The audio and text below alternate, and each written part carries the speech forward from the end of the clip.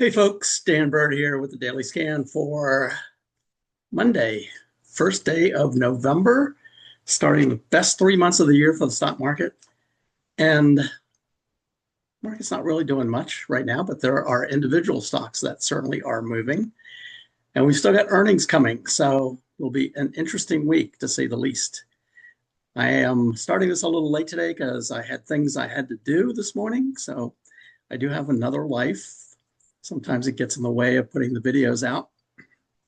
Hopefully you're learning things from these videos. And if you want me to continue to post them, please like, subscribe, give me some comments, keep the algorithms going, and I'll be happy to do this.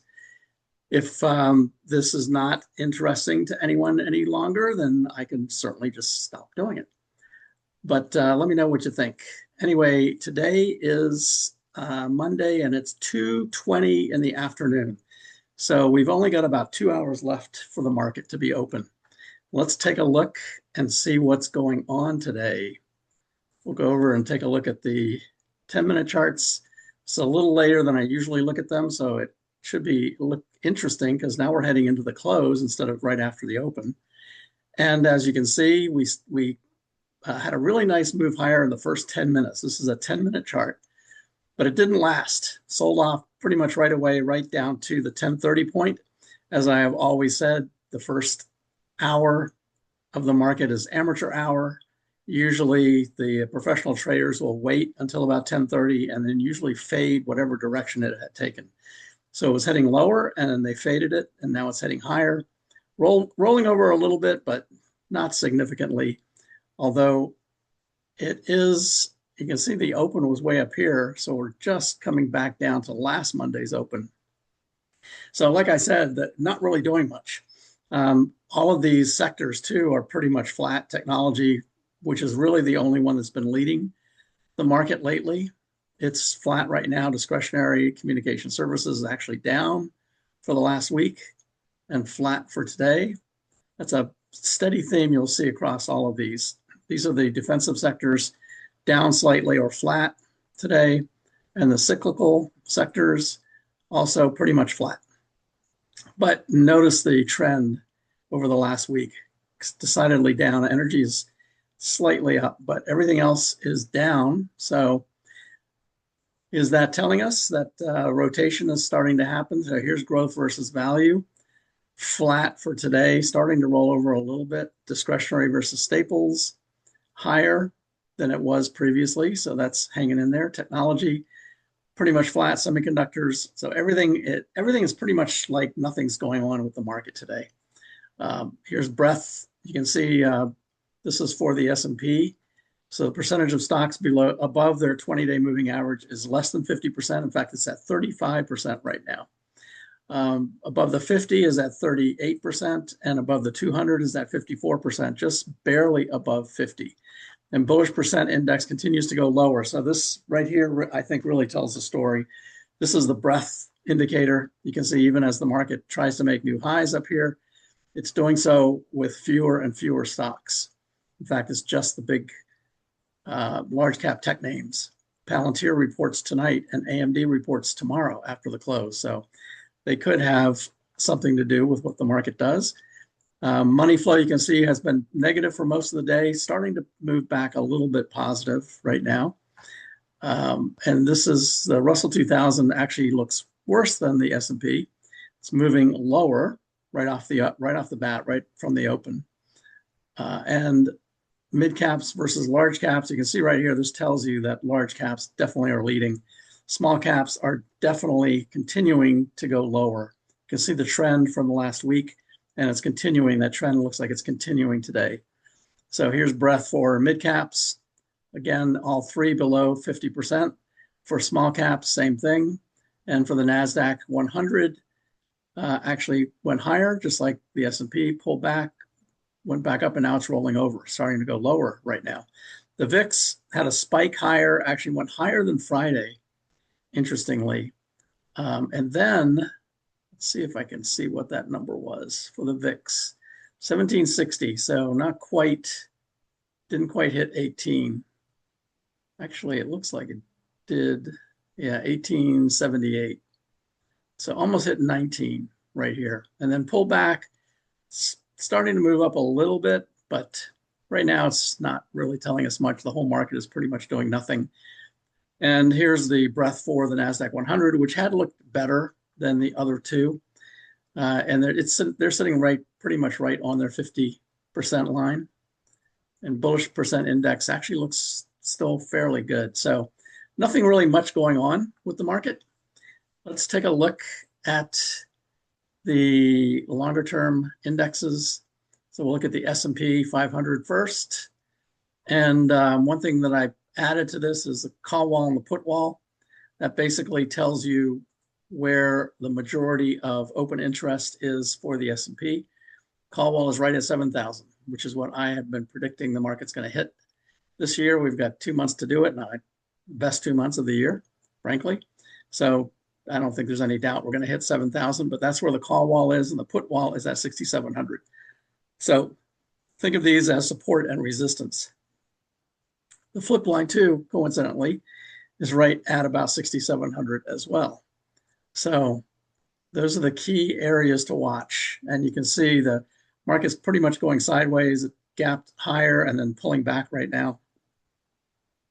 It's we're heading into the close in the next 2 hours, so we'll see how it does. And here's the VIX down here. Just like I said, didn't quite go higher than Friday, but it's just hanging out right in that area right now.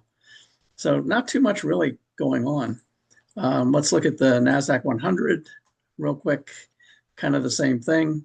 Call wall and put wall is exactly the same place, 26,000. So this is a really key area right here where we could go up or down at any point. And let's look at Bitcoin, because Bitcoin is decidedly going down. So there's Bitcoin falling, continuing to go lower. Now it's below this really critical support line.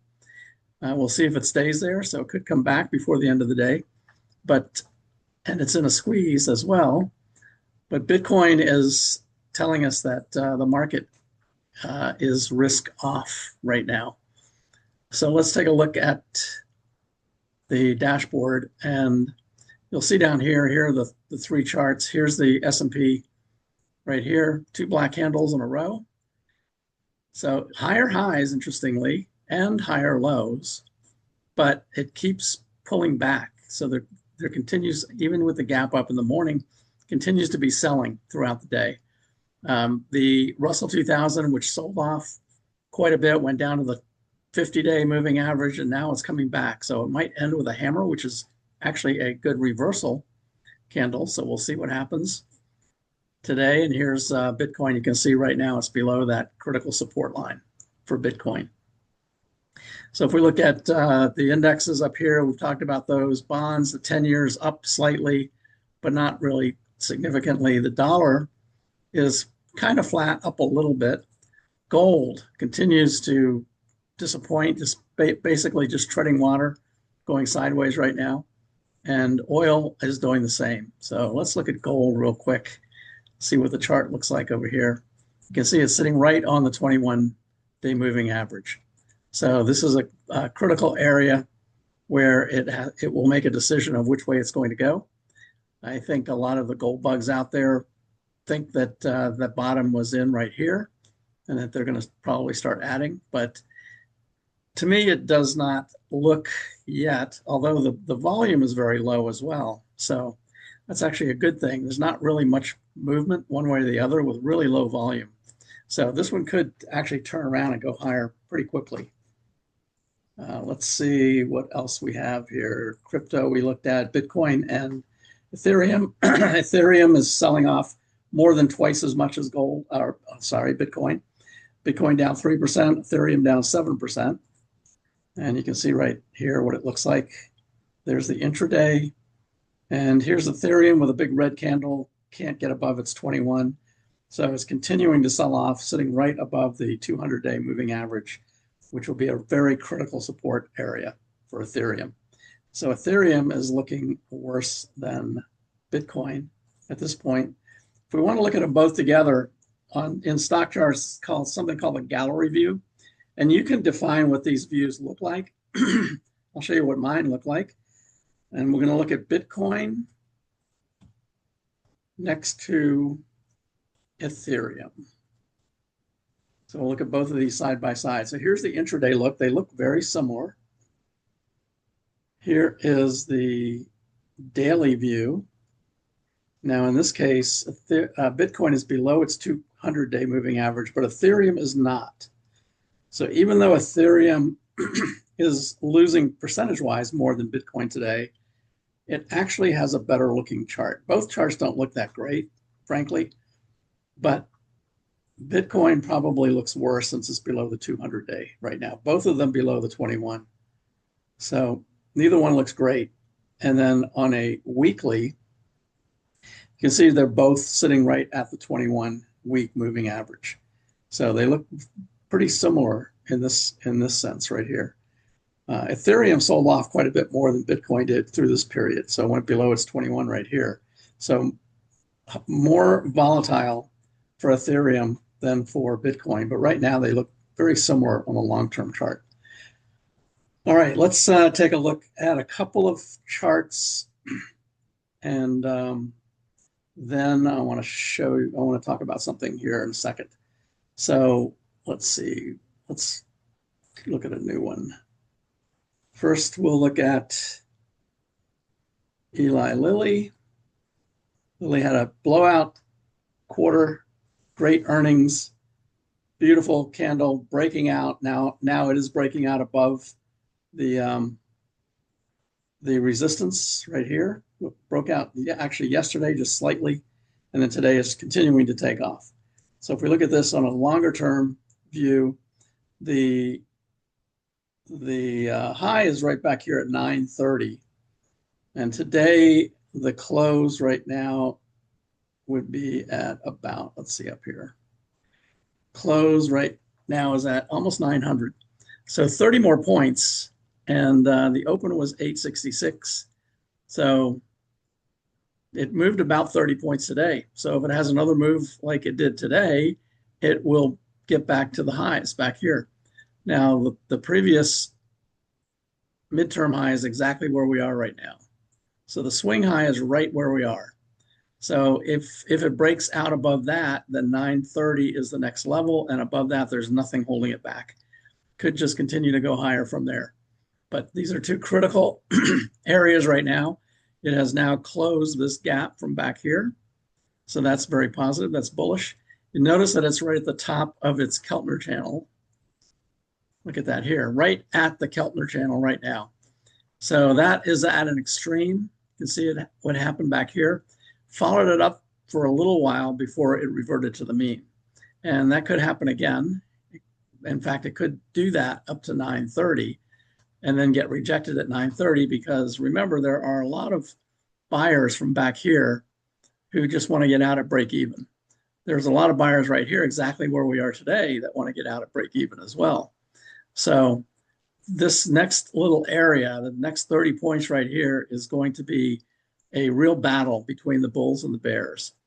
And they had a great report, so the bulls likely are going to try to win that battle, but there's a lot of work to do. So this right here, I think, is the real key. If it follows the Keltner channel up like it did back here, this was for 1, 2, 3, 4, 5, 6, 7 days. 7 days it went up. Could do that again to get back up to 930, and then perhaps a reversion to the mean, which would bring it back down here to about, by this time, the 21 will be higher. So somewhere around 835 or 840. For those that are waiting for a pullback to get in, that might be the area to wait for, but it looks like it really wants to just move higher. All right, the next one is Boeing. Boeing had a little dead cat bounce, perhaps. We shall see. That's probably short covering right there. It did have a spinning top candle yesterday, so that is a reversal indecision reversal candle yesterday. That could be the beginning, and look at where it is at the extreme. So back to the 21, reversion to the mean, we'll bring it back up to about 215. Right now we are at 205, so 10 more points would be a reversion to the mean. But in general, you can see it's putting in lower highs and lower lows. Did that again, sitting right on the 200, a natural place for support where you would expect it to probably bounce right there. That's right at 200, a really nice round number. So for those that were looking to get in to Boeing, this would be a really great place to get in. So it's up 5 points from that 200 level, but it could go back up here to the 21. But in general, it is trending down, and it's not showing any signs of moving back up again. The only way you have a new uptrend is when it breaks above the previous high, which is at 225. So it needs to get above 225 before it is no longer in an extended downtrend. But right now, the downtrend continues. All right, the last one I want to look at, which I've mentioned before, it's a really interesting stock, Cipher. This is one that built data centers for Bitcoin, and they announced that they are now moving into doing data centers for AI as well, which is a natural for them since they've already been doing it for Bitcoin. Bitcoin requires very similar type of technologies as AI does, so it's a natural to then start to expand their business model to AI as well. They just reported today. So they reported this morning, looks like they had a good number, but it's sitting with a spinning top candle right now. So, and it's sitting right at the previous highs. So like I said before, this is where a lot of people want to get out at break even. So this could pull back. If it does, it might be a good entry point. I think in general, this is a good one that might actually have a long-term run. It's very similar to this stock here, IREN. For those that know this one, IREN had the same thing. They actually have earnings on the 6th, so they have not reported yet. But they broke out today and then pulled back, so a black candle today.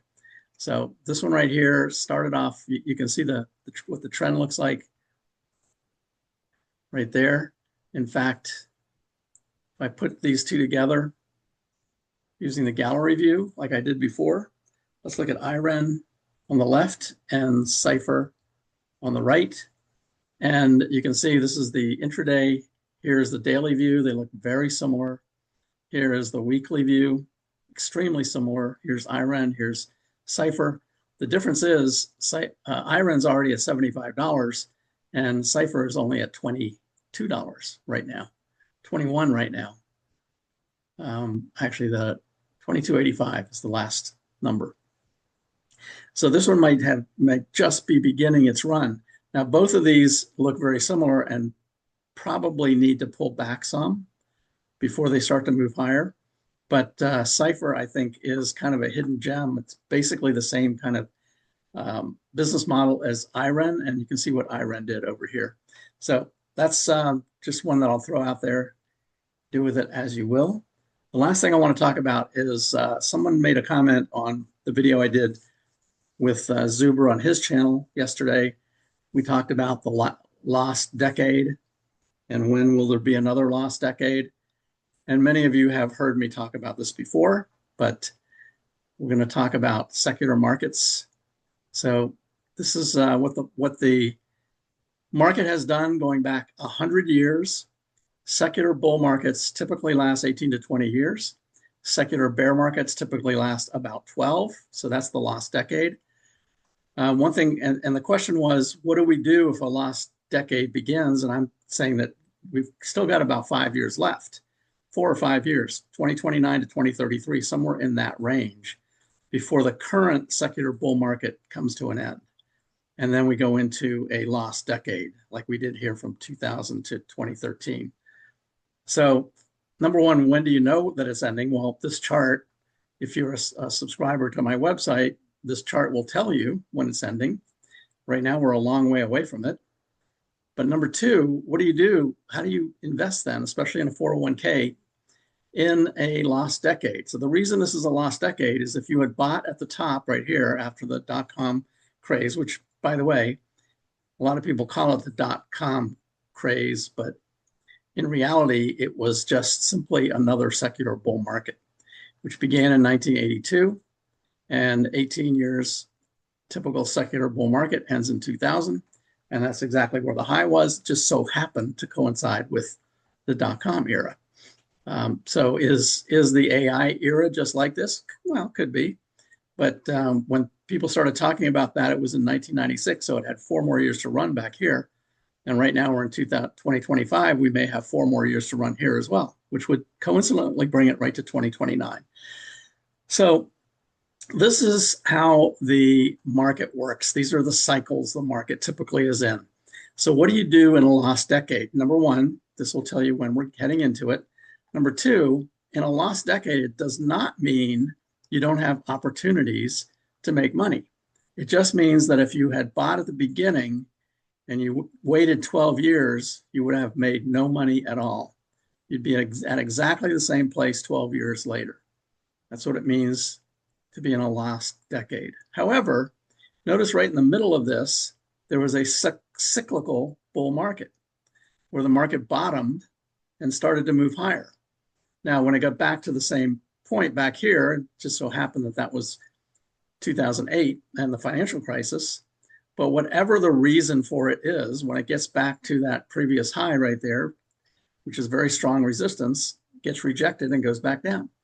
And until we break out, which you could say the bottom was in 2009, but we didn't break out. You don't know that it's going to not be a lost decade anymore until it breaks out higher than the previous highs. And that did not happen until 2013. So the point I'm trying to make is that even in a lost decade, if you know what you're doing and you understand charts and you're watching what the market is doing, because it will tell you, it will telegraph these things, then there was a nice cyclical bull market from 2003 until 2007, 2008. Really nice cyclical bull market. Cyclical means short term, inside of a secular bear market. And then we had another cyclical bull market that started in 2009 and then morphed into a secular bull in 2013. So there are opportunities to make money during those periods. You just have to understand and know what you're doing. Now, how do you invest with your 401k? For those that are subscribers on the portfolios page, over here I have a long-term strategy that's ideal for investing in 401ks, and all you have to do is just watch this. Right now it's still long. It uses a weekly chart. This is what every day this gets updated. So right now the buy signal was on May the 5th, right after that April bottom. It was confirmed a little bit later. Right now it's up 21% so far since May the 5th. And whenever this gives a signal to get out, this will switch over to cash. So that's all you have to do is just come over here and look at what this is doing. Now, what do you invest in? Well, you can move it to cash, certainly. You could move it to, if it really is going to be an extended longer term, which is what secular means, a secular bear market, then you can go into the inverse ETFs. So you could do PSQ for the S&P, or rather the NASDAQ, or SH for the S&P, or you could do the 3X and make money as the market goes down. So that's one way you could do it. You could just move to cash. So your portfolio goes up, then sideways, then up, then sideways, but it doesn't go down. So there's a number of things that you can do. You could move it into bonds. You have to be careful of that because the reason why bonds are moving is important. 2022, both stocks and bonds went down together, so that would not have helped you. Although the inverse ETF certainly would have. So that's another thing you can do. The last thing I'll leave you with is I did update, since it was the end of the month, I updated the dividend stocks over here on the portfolios page. These are ones that I do a scan at the beginning of the year and just identify good candidates and just leave them in the portfolio and let it run for the whole year. That's kind of the idea. This shows you the criteria for the scans. The aristocrats, I had 3 scans. I'm only going to have 1 for each of these next year because the dividend yield scan clearly has been the real winner. So, but interestingly, they all went down this month. So you can see last month's performance, 10.81. But this month is only 6.73. So all of these went down in nearly by half from last month. The dividend yield didn't go down quite as much as the others did. So that is the Aristocrat scan. Here's the Champion scan, which is similar to Aristocrats, except there's not a requirement to be in the S&P. This one actually was doing a little bit better. It was up 15%. Now it's only up 9%. Still pretty good for the year. Again, the yield was the better performer. But take a look at this. The Vanguard High Yield Dividend Paying Stocks, High Yield or High Performance List. The scan I ran at the beginning of the year. I don't make any changes to the names or the stocks in these. Look what it did this year, or this month rather. Yes, it went down, but barely, just barely. So you'll notice that these are all three the same, because when I ran the scan for each of these different criteria, they ended up returning the exact same stocks, which is not what happened up here. There were different stocks in these scans. But because it returned the exact same stocks, they have the exact same performance.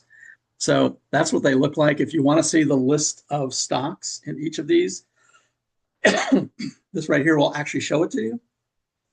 Show you which ones were the winners and which ones were the losers. Up at the top, here's a chart that I update once a month. So you can see the Aristocrats. It's having a really nice run and now it's rolled over, giving it all the way back to, say, May or June timeframe. Excuse me. Champions also rolled over. So the Aristocrats were up about 4% now. This one's up about 5% now. But look at the Vanguard High Yield. Vanguard High Yield barely moved down at all. And you can see clearly that it's the Vanguard group that have outperformed everything else. So this just gives you a sense for where the really good, if you're looking for a long-term investment, especially with dividend payers, this is a great group of stocks to own, the ones in this group here. Now next year, I'm only going to have one for each group. I'm only going to do the yield. So the yield right here was the best performer in the Aristocrats, and it was the best performers in the Champions. And of course, they were all the same up here in Vanguard. But I'll only have one of these next year when I run it. I'll run this probably the end of December or beginning of January, and post all for subscribers, I'll post what the names are for next year. But even with the Aristocrats, it's still outperforming for the year. So pretty good list of stocks. That's found on the portfolios page as well. So that's another way that you can play things for the long term, especially in a IRA, which gives you the ability to pick your stocks. In a 401k, you don't have that ability or that flexibility. With a 401k, you pretty much have to go into an index fund, so you're either in the market or you're not in the market. But this will at least show you when you should be in the market. So that's the way to do it with a 401k. I explained what that 10-year, that lost decade might mean. So hopefully that will help. Let me know if you have any questions, comments. Please leave your comments. Please like and subscribe if you'd like to keep this channel going. Right now it's 2:45 in the afternoon. And let's take a look and see if the market's doing anything. Looks like the NASDAQ 100 is trying to come back. You can see everything sold off and now it's back near the highs right now. So here's the Russell 2000. Came all the way down here right now at 2:45. We've got about an hour and 15 minutes left. And then here is the S&P. S&P for the last 10 minutes sold all the way down and then came all the way back. So maybe it's getting ready to, into the last hour of the day, rally back higher. We'll see. But in general, it's just going sideways. It's not really doing much of anything. Palantir reports tonight. Let's take a look at what Palantir and AMD reports tomorrow. So Palantir on the zigzag chart, see what it looks like. It continues to go higher. So Palantir has broken out, continuing to move higher. It is looking like it will probably have pretty good earnings tonight. So sitting right up here at the high.